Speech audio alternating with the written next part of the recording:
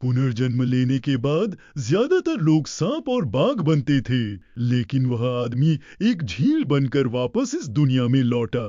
लेकिन वह एक छोटा सा पानी का गड्ढा जैसा था, जो कि मुश्किल से 7 फीट चौड़ा और रेगिस्तान के बीचों बीच पड़ा हुआ था। अपने पानी को धीरे धीरे भाप बनकर उड़ते हुए देख उसे अचानक एहसास हुआ कि पूरी तरह सूखने के बाद वह ज्यादा देर तक जिंदा नहीं रह पाएगा। लेकिन तभी अचानक उसके दिमाग के अंदर एक रहस्यमयी सिस्टम पैनल दिखाई दिया, जिसमें दिख रहा था कि उसके पास स्प्रिंग रेन और वाटर बाइंड नाम की 2 टियर 1 स्किल मौजूद है, और उसके पास अभी कुल 100 स्किल एनर्जी सिर्फ 2 बार स्किल इस्तेमाल करने के लिए काफी थी। उसे यह भी नहीं पता था कि और ज्यादा एनर्जी आखिर मिलेगी, लेकिन अभी उसके पास यह सब सोचने का समय नहीं था, क्योंकि झीलें सूखने के बाद मर जाती थी। इसलिए अगर वह खुद को सूखने से बचा लेता तो उसकी जान बच सकती थी। यह सोचकर उसने तुरंत स्प्रिंग रेन स्किल का इस्तेमाल कर दिया।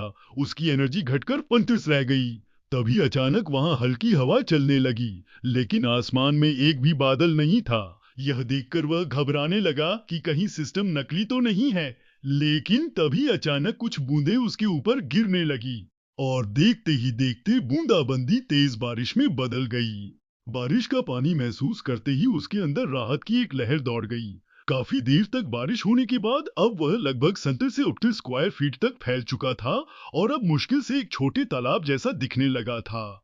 इसके बाद जमीन कांपती हुई महसूस हुई। अपनी संवेदनाओं की मदद से उसने तुरंत समझ लिया कि बाइसन का एक बड़ा झुंड तेजी से उसकी तरफ बढ़ता चला आ रहा है। यह जगह काफी लंबे समय से पूरी तरह सूखी पड़ी हुई थी, इसलिए जैसे ही यहाँ बारिश हुई वैसे ही वे सभी पानी की तलाश में यहाँ पहुंच गए।